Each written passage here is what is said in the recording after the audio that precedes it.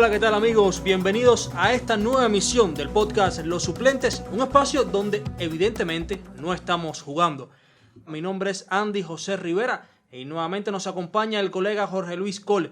¿Qué tal, Cole? ¿Cómo está todo? ¿Qué tal, Andy? Un placer estar aquí nuevamente para compartir con nuestros oyentes un tema que va a ser muy polémico y que vamos a tratar hoy en nuestro podcast con invitados de lujo también. Así es, Cole, estaremos hablando sobre la selección nacional de fútbol. El futuro del fútbol en Cuba, su presente, ¿qué nos presagia de cara a su clasificación? La etapa de clasificación rumbo al Mundial de 2026. Y ya adelantaba que tendremos un invitado, les adelantamos por ahora, que es un colaborador de nuestra revista de OnCuba. Y bueno, Cole, entonces te propongo comenzar con este espacio.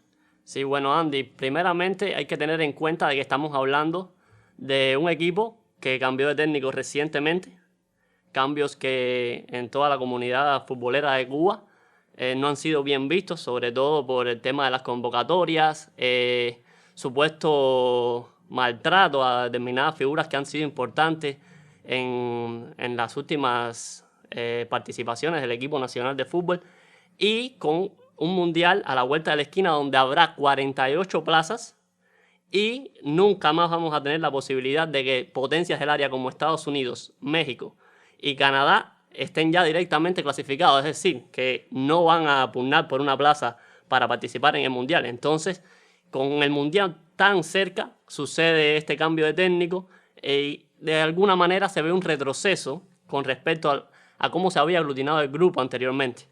Cole, una de las cosas más llamativas es cómo pasamos de este escenario que comentas. El escenario anterior inmediato eran estos partidos que fueron un espejismo, que contra Chile y contra Uruguay. Digo un espejismo sobre todo porque parecía que al fin veíamos a ver entonces una luz al tener partidos amistosos contra rivales de un gran nivel a nivel regional, como el caso de Chile y de Uruguay. Sin embargo, vemos ahora cómo luego de estos partidos hubo un cambio de selección y pasamos entonces a un amistoso contra Rusia, en el cual Cuba cae estrepitosamente por goleada de 8-0. Pero creo que más allá de esto, hay que analizar un poco también el contexto para entender entonces cuáles son los cambios y por qué decimos que Cuba a día de hoy parece más lejos probablemente que nunca de estar en un mundial, a pesar de que 2026 será una edición, como comentas, en la que participarán ya por primera vez 48 selecciones y en la que la región de CONCACAF tiene también varios boletos directos, más allá de los clasificados, que son las potencias del área, caso de Estados Unidos, México y Canadá.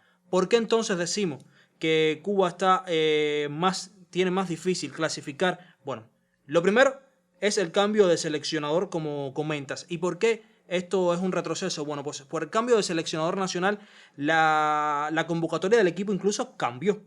Hubo un cambio, hubo varios jugadores que eran piezas indiscutibles para el seleccionador anterior, el caso de Pablo Lier.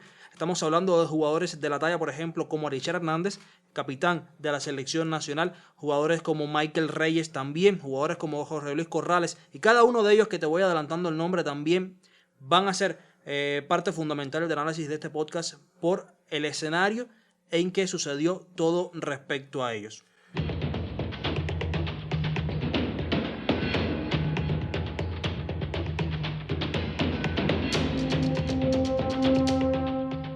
Hola a todos, por aquí Carlos Alberto Vázquez, más conocido como Cabafe, jugador de la Selección Nacional de Fútbol de Cuba.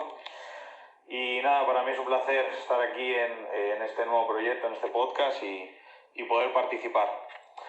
En cuanto a lo que hablamos, en el presente, cómo veo, ¿no?, el presente y futuro cercano, ¿no?, de la selección. Presente, pues bueno, es verdad que obviamente conseguimos quedarnos en el nivel A de la Liga de las Naciones, que eso para nosotros es un gran logro y bueno, costó lo suyo, se trabajó y bueno, creo que el objetivo que se tenía, ¿no?, al principio se cumplió, incluso a lo mejor de una manera o antes, ¿no?, de lo esperado, de una forma menos sufrida de la esperada. O sea que en ese sentido bien, y bueno, como futuro pues nada, creo que tenemos que, lo que hemos dicho siempre, que tenemos que seguir mejorando, tenemos que seguir llamando a todo el mundo, trayendo los mejores jugadores, y mientras más alta competencia haya, mejor va a ser para nosotros. Al final de eso se trata, de hacer un grupo lo más competitivo posible, traer a todo el mundo al equipo y poder hacer una selección competitiva. En cuanto al nuevo entrenador, pues al final ha sido un cambio que bueno, nos ha propuesto una manera diferente de jugar, a la que el equipo se ha adaptado, y intentamos seguir ese mensaje, ¿no?, del entrenador. Es el jefe del barco, y bueno, hay que seguir las instrucciones e intentar hacerlo de la mejor forma posible. Y en cuanto a la derrota contra Rusia, yo no estuve, desgraciadamente, por un tema de lesión, pero bueno, tuve la oportunidad de ver el partido, y bueno, el partido no fue lo mejor, ¿no?, de la mejor manera, pero bueno, tampoco puedo opinar, ¿no?, de manera, digamos, fidedigna, ¿no?, porque no estuve presente en el partido, ni puedo opinar. Solo estuve ahí apoyando a mis compañeros desde la distancia y deseándoles lo mejor.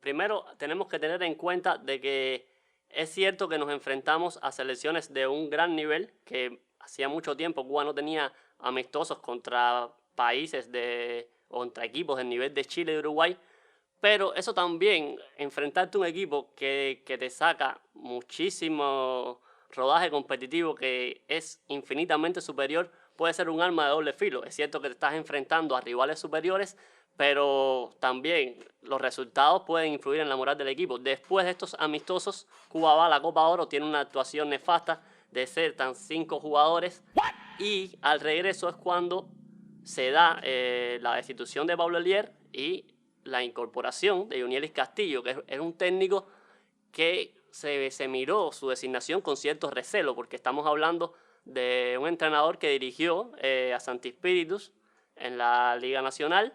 Luego estuvo asistente en el propio proceso de Pablo Elier, y dirigió la sub-20 con un resultado quizás sorpresivo, que se le ganó incluso a Canadá. Pero lamentablemente Yonielis Castillo no siguió la línea que venía trabajando Pablo Elier. Empezó a hacer cambios en las convocatorias. Poco a poco comenzó el caso que comentabas de Michael Reyes, desapareció de la convocatoria. Después vino el caso de Corrales. Tampoco Modesto Méndez, un jugador de 25 años. Y hay una cosa fundamental que pienso que es digna de análisis, que son las declaraciones que da Richel Hernández cuando decide que ya no va más con la selección. El capitán del equipo Cuba, jugador de 29 años, que estaba muy motivado por participar en la eliminatoria, con el sueño de que Cuba pudiera llegar a un mundial, y decide sencillamente dar un paso al costado porque no está de acuerdo con decisiones que vienen de arriba de la Asociación de Fútbol de Cuba. Así es, Cola. Además, un escenario que realmente deja mucho que desear. Sobre todo también entendamos que es una selección nacional en la que Pablo Elier sobre todo había logrado aglutinar un proyecto que ya se le lograba ver determinado trabajo, porque se estaban empezando a ver resultados positivos. Entiéndase como resultados positivos de que estamos hablando de la selección nacional de Cuba, no estamos hablando de una potencia. Al menos se logró clasificar al nivel A de la Liga de las Naciones. Exacto, nuevamente. Exacto. Además, se había logrado también por la propia gestión de Pablo Elier hacer las famosas convocatorias luego de años de presiones y de exigencias de los aficionados y de los especialistas de los medios, lograr la convocatoria de jugadores cubanos contratados a nivel internacional. Y no solamente estoy hablando, por ejemplo, de jugadores contratados a nivel internacional, por ejemplo, en ligas europeas o en ligas sudamericanas, sino también en jugadores contratados en Estados Unidos, que todos sabemos por el tema político la complejidad que esto implica. Estamos hablando, por ejemplo, de casos como Dairon Reyes, uno de los jugadores más talentosos de la selección nacional, pero también el caso del propio Modesto Méndez, quien ya no ha sido tenido en cuenta. Jorge Luis Corrales, que pasa por una situación muy similar a la de Modesto Méndez. Estamos hablando también de que bajo la tutela de Pablo Lier se empezaron a ver un crecimiento también en determinados jugadores, como es el caso de Luis Javier Paradela, quien llegó de ser un desconocido en aquella primera edición de la Liga de Naciones hace ya par de temporadas, a consolidarse como un jugador imprescindible en la selección nacional y a día de hoy también como un jugador de mucho calibre y de mucho caché en la Liga de Fútbol de Costa Rica. Es una selección nacional, un conjunto que siempre ha estado rodeado de la polémica. Recordemos, por ejemplo, todo lo que ha sucedido alrededor de Marcel Hernández y su convocatoria una vez a un partido. Luego desaparece Marcel de cualquier esquema de la selección de la Federación Nacional de Fútbol. También estamos hablando de otros jugadores como Nel Hernández, de quien se habló muchísimo y que se ha ausentado de las últimas jornadas. Exacto, por una causa o por otra. Por una causa lesión. o por otra, lesiones, recuperaciones de esas lesiones. O sea, Onel tampoco ha estado. Y esto evidentemente ha mermado porque estamos hablando de uno de los jugadores probablemente de mayor caché para la selección nacional y de mayor talento, porque además se está desempeñando habitualmente en la segunda división del fútbol de Inglaterra. Una selección Col, que tiene muchísimas cosas en contra y que parece que a la federación, lejos de motivarle a superar estos escollos, a veces pone incluso la propia federación más trabas a la hora de convocar a determinados jugadores, de remar todos a favor de esta clasificación, que era el sueño del propio Infantino, que recuerdo que Infantino hace un par de años, finales de la década pasada, hablaba de la clasificación del futuro de Cuba en el fútbol y de la posible clasificación de Cuba no al Mundial de Qatar 2022, ya estas declaraciones fueron 2018-2019, sino pensando ya en la clasificación a 2026. Y a día de hoy, como comentábamos al inicio de este espacio, parece prácticamente imposible la clasificación de Cuba al Mundial de 2026. Evidentemente, Andy, tiene que haber un cambio. Se habló mucho de que las convocatorias de Castillo, como estábamos hablando ya de un partido amistoso ante Rusia, se llevó muchos jugadores jóvenes para probarlos, para mostrarlos, para quizás conseguir la posibilidad de que fueran contratados en ligas europeas, lo cual no se probó del todo porque muchos de estos jugadores no vieron los minutos necesarios en ese partido para que esto sucediera. Entonces comentabas un tema muy importante que lo aprovecho para unirlo al tema de Arichel, que es el caso de Marcel Hernández.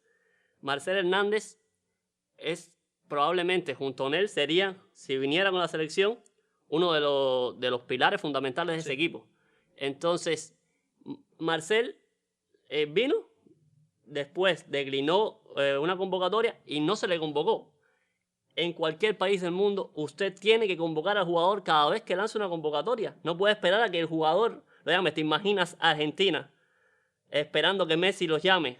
Para decirle quiero jugar. Para decir que quiere jugar con Argentina. Entonces, no puede ser. Y por otra parte, declaraciones de Marcel Hernández que dio hace muy poco tiempo a la revista Playoff, en las que dijo cosas que son realmente muy preocupantes y que hay que tener en cuenta junto con las declaraciones de Arichel. Arichel se mostró negativo ante este cambio, pensaba que había gente más capaz, glorias del deporte incluso, capaces de tomar las riendas de la selección. Y Marcel habló muy bien de Pablo Lier cuando dio esa entrevista, que lo había tratado con mucho respeto, siempre con la verdad por delante, y reconociendo que había cosas que no estaban en sus manos. Pero no puede ser posible que una selección de primer nivel, los jugadores tengan que lavar el uniforme a mano, no se queden en un hotel, sino en algo parecido a una casa. Así son las palabras textuales que usa Marcel Hernández, y que cuando los propios jugadores piden una reunión con los directivos nunca dan la cara. Estos últimos partidos amistosos dejaron muchísimas imágenes. Ahora que hablas del tema de que los jugadores, por ejemplo, tienen que lavar su indumentaria, recuerdo tras el partido contra Rusia, el 8-0, hay unas imágenes que fueron tendencia a nivel de redes. Es el caso de uno de los futbolistas cubanos al cual le pidieron la camiseta para hacer el intercambio, y él dijo, y esto fue grabado y se subió a redes sociales, que no podía intercambiar la camiseta porque era la única que tenía. Estamos hablando de una selección nacional que presume de estar patrocinada por la marca Homa. ¿Cómo es posible entonces? ¿Cuál es la capacidad de de la indumentaria. Además, una indumentaria en la que rara vez vemos también los apellidos de los jugadores o el nombre del jugador. Casi siempre lo único que vemos es el dorsal, lo cual deja muchísimo que desear, sin dudas. Además de que es algo completamente atípico al resto del mundo. No vamos a generalizar diciendo que Cuba es el único país que, pero sí debe ser uno de los pocos países que aplica esta metodología. Y estamos hablando entonces de que ¿dónde está? Esto va a generar polémica. ¿Dónde está el dinero que se invierte año tras año en la selección nacional, en la Federación de Fútbol de Cuba? ¿A dónde va a parar? Pues no se ve, al menos a priori, a simple vista. Vamos a ser claros. No estamos diciendo que el dinero, que pase algo con el dinero, sino que no se ve, al menos a simple vista, el resultado de esa inversión que realiza la propia FIFA año tras año con los proyectos, con los donativos de dinero, y que realmente a las claras no se ve porque, por ejemplo, no todos los estadios del país han sido remodelados. De hecho, solamente la Polar y el estadio Antonio Maceo de Santiago de Cuba.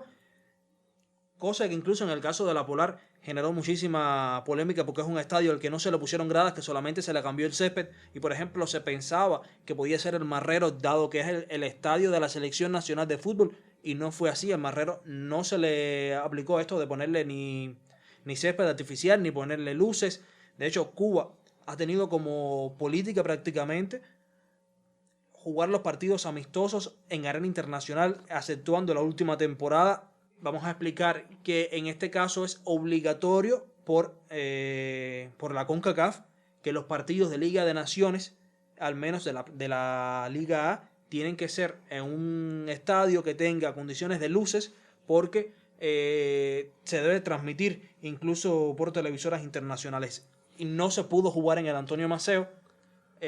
Tuvieron que jugar nuevamente en un terreno neutral, que eso no favorece en nada a la selección nacional. No es lo mismo jugar en el Antonio Maceo con el apoyo de los tuyos a jugar en un terreno neutral donde el rival tampoco tiene tiene el apoyo, pero igual, o sea, no está jugando. Te toca tu partido local. El rival, cuando le toque de local, va a jugar en su país, como sucedió con Honduras, y Cuba se llevó una goleada que lo privó de todas las posibilidades escasas de la Copa América 2024 y que le alcanzó para mantenerse en el nivel A de la Liga de las Naciones, pero con una actuación realmente muy mala. No se vio ningún cambio sustancial, ni técnico, ni físico, ni de, digamos, de política de grupo con respecto al mandato anterior de Paul Lelier.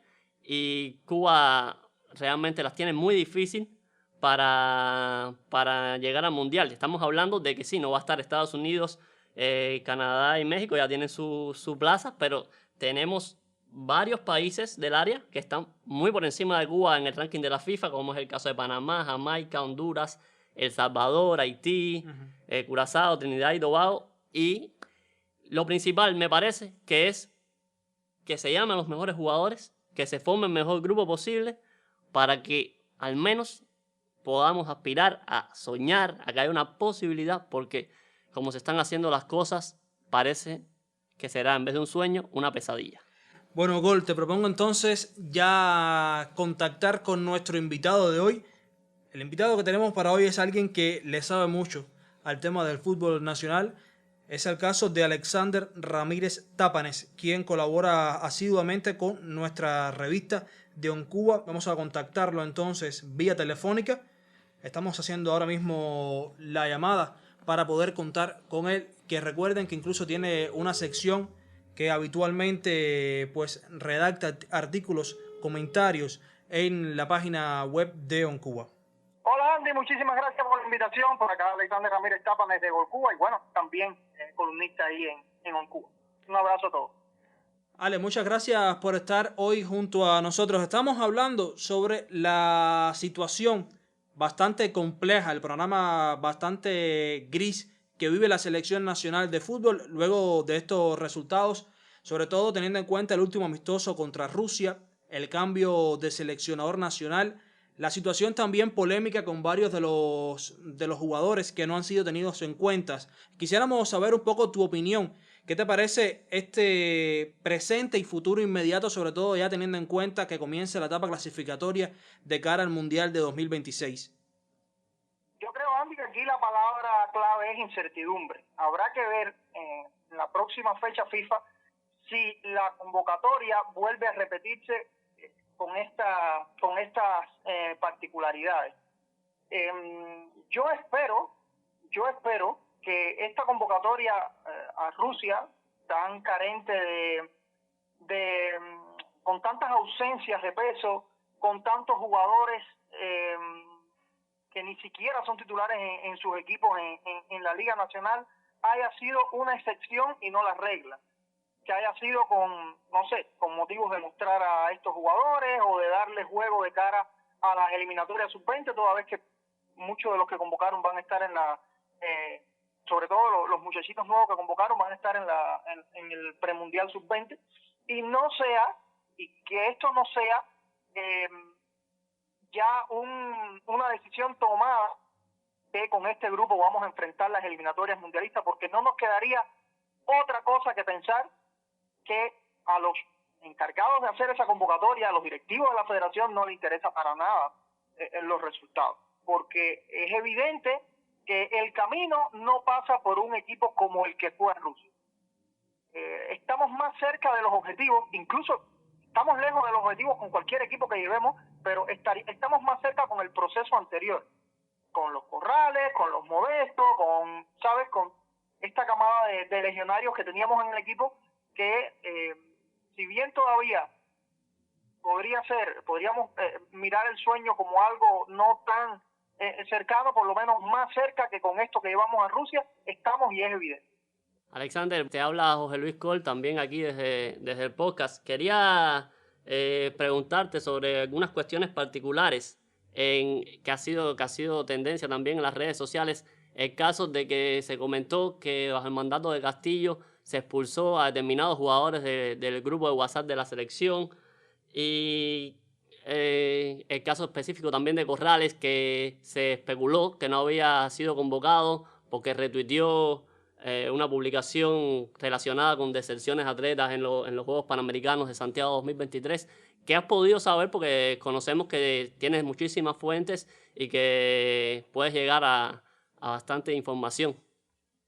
Mira, sobre el tema de la expulsión de jugadores del chat, luego, por la información a la que he podido acceder, creo que eso se debió a que es algo que no comparto, pero bueno, es algo que explica de forma un poco más coherente esa situación. Para cada convocatoria se van a tener en el chat de la selección solo los jugadores que están en esa convocatoria. O sea, que estas expulsiones no significan que esos jugadores no vayan a ser tenidos en cuenta después, sino que en esa convocatoria estaban esos jugadores y esos eran los que querían tener en el chat. Luego, a la próxima convocatoria, si sale alguno de los que estaban en esa, se sacará de ese chat y se incluirá a los que entren o reincorporen de otras convocatorias. Y sobre el tema de Corrales, sí, esa es una información que me llegó, de que sí tiene mucho que ver con el tema del retweet al post que hablaba de las deserciones en los Panamericanos. Es una información que no diría confirmada, porque para confirmarla uno tiene que triangularla y solo me ha llegado desde una fuente, pero yo no lo dudaría, ¿sabes? No dudaría que las cosas vengan por ahí. ¿Y qué opinión te merece también el caso de un futbolista como Michael Reyes, que incluso con Paul Lerier muchas veces no partía de titular y era el hombre después que anotaba el gol? Y que ahora no es tenido en cuenta por Castillo para la selección nacional. Yo soy partidario de que en una convocatoria tú tienes que llevar a los dos mejores jugadores por demarcación. A los dos mejores jugadores que tú tengas en cada demarcación. Uno titular y uno suplente. Si Marcel no va a venir a la selección por las razones que él en su momento expresó, bueno, los dos mejores 9 que tenemos son Michael Reyes y Daniel Díaz, Filungo. O sea, entonces no veo necesaria la salida de Michael Reyes, ni justificable por tema de edad, ni justificable por ninguna otra razón que no sea la deportiva. Las convocatorias deben regirse por una sola variable, que es la variable deportiva. Ahora mismo, si Marcel no va a venir más a la selección, los dos mejores 9 cubanos que existen dentro del espectro de los elegibles y los convocables serían Michael Reyes y Filú. O sea, no estoy de acuerdo con la si Marcel decide que va a volver a la selección y tal, bueno, habría que ver, él sería obviamente el delantero titular y habría que ver si el suplente es Filungo o Michael Reyes. Pero si Marcel no va a venir, para mí tienen que estar los dos. Ante todo este panorama, Alexander, ¿piensas que el camino también, no, digamos, no es más inmediato porque estamos en medio a punto de que arranque este proceso clasificatorio, pasa por la contratación de un técnico extranjero? Completamente. Y es algo que tengo que hacer autocrítica, porque muchas veces cuando se armaba este debate en redes sociales de técnico extranjero, mi opinión siempre fue, señores, no por ser un técnico extranjero tiene que estar más preparado que un técnico cubano. Teníamos el caso de Reinhold Fanz, un entrenador alemán que tuvimos, que las cosas le salieron súper mal, lo sacaron, pusieron a Raúl González Triana, y con Raúl González Triana las cosas, con ese mismo grupo de jugadores que tenía Reinhold Fanz, las cosas empezaron a salir mejores. Yo me mantengo sobre el criterio de que no por ser extranjero tiene que ser mejor que un técnico cubano. Yo creo que el denominador común no es buscar un técnico extranjero. El denominador común es buscar un técnico bueno. Puede ser extranjero, puede ser cubano, pero un técnico bueno que sea capaz de potenciar esta generación de jugadores que tenemos con los legionarios y tal, y sacarle un extra, porque ya vimos en la Copa Oro que con lo que tienen no alcanza. Tenemos que buscar ese entrenador que les pueda dar un nuevo escalón, que le pueda sacar un plus individual a cada uno de estos jugadores, que se traduce luego en un plus colectivo. Y para llegar a este punto, ¿no crees que se debe empezar, digamos, desde más arriba en la Asociación de Fútbol de Cuba? Completo, a ver, eso sería lo ideal. Yo creo que con esta dirección no vamos a lograr mucho más de lo que tenemos. Para mí, en mi opinión personal, la limpieza debe empezar desde la federación hasta el cuerpo técnico. Los jugadores no se pueden sacrificar porque son los que tenemos, son los jugadores que tenemos. O sea, cuando las cosas salen mal, sacrificar de ahí hacia arriba. Y por supuesto que sí, pero bueno, el problema es que es utópico pensar que van a hacer una limpieza en la federación. Pero sí, si vamos a hablar desde el punto de vista ideal, ¿qué sería lo ideal? Sí, federación, cuerpo técnico, quedarse con el grupo de jugadores que tenemos y la limpieza de ahí para arriba. Bueno, Ale, un placer poder contar contigo en este capítulo del podcast Los Suplentes, el podcast de OnCuba. Ya desde ahora te adelanto que la invitación está hecha para que regreses en otro momento para analizar, por supuesto, debatir la actualidad del deporte cubano. Un placer. Muchísimas gracias a ustedes dos por la invitación y que todo les salga bien. Dale, Gracias. un abrazo. Bueno, fueron estas las palabras de nuestro colega Alexander Ramírez Tapanese. Col, te propongo ver ahora la visión de Yosel Piedra, uno de los jugadores de la selección nacional, y ver también cuál es su perspectiva, dado que es uno de los atletas que forma parte de los circuitos de la selección nacional de fútbol, cuál es su visión del presente y futuro de este equipo nacional.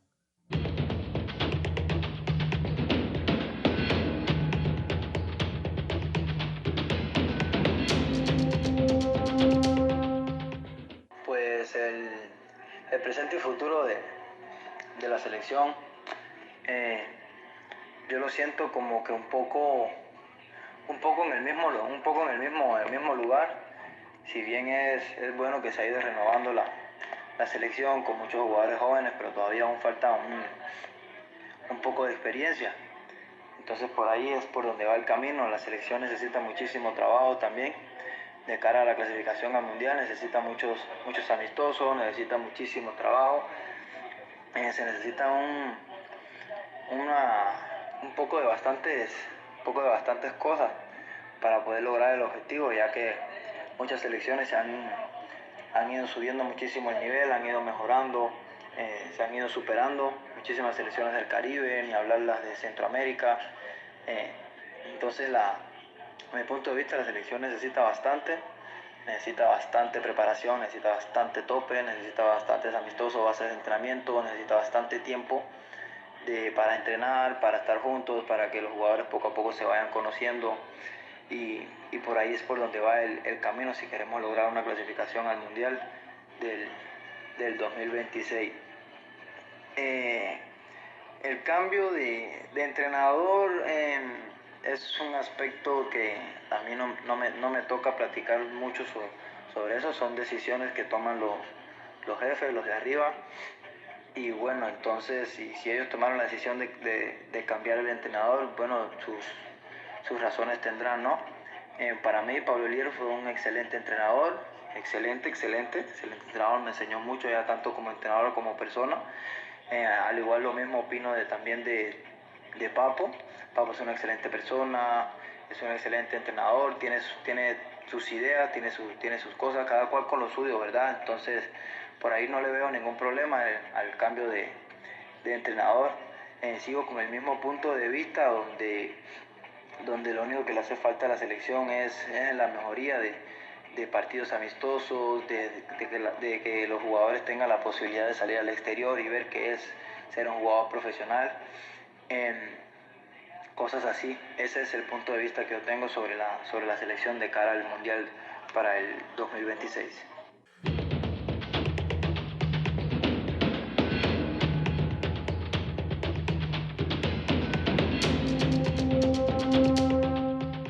Ya para finalizar, en este espacio de los suplentes, ¿cuál crees tú que es el objetivo real de esta selección nacional?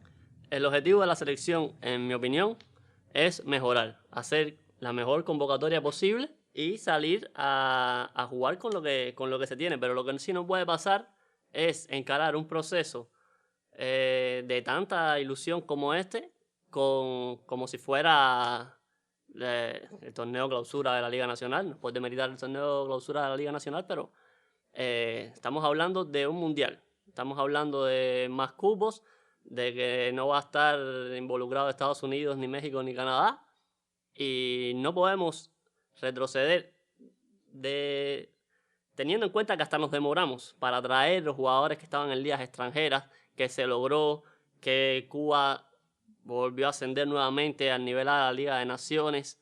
No podemos perder todo ese avance que es verdad, a lo mejor no nos da para ir al Mundial, pero es la selección que tenemos y tenemos que ir con lo mejor posible.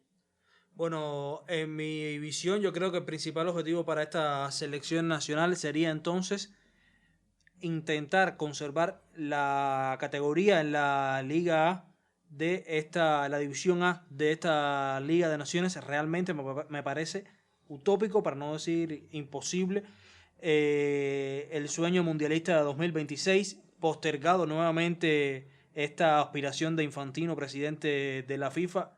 Hará falta quizás que el mundial sea de 96 selecciones para poder contar con el equipo Cuba en un mundial. Lo más cerca que hemos estado de Cuba mundial es el 8-0 que nos marcó Rusia, que igualó la peor goleada que sí, fue el mundial del 38 cuando Cuba fue invitada contra Suecia. Bueno, Cole, la invitación entonces para encontrarnos nuevamente la próxima semana.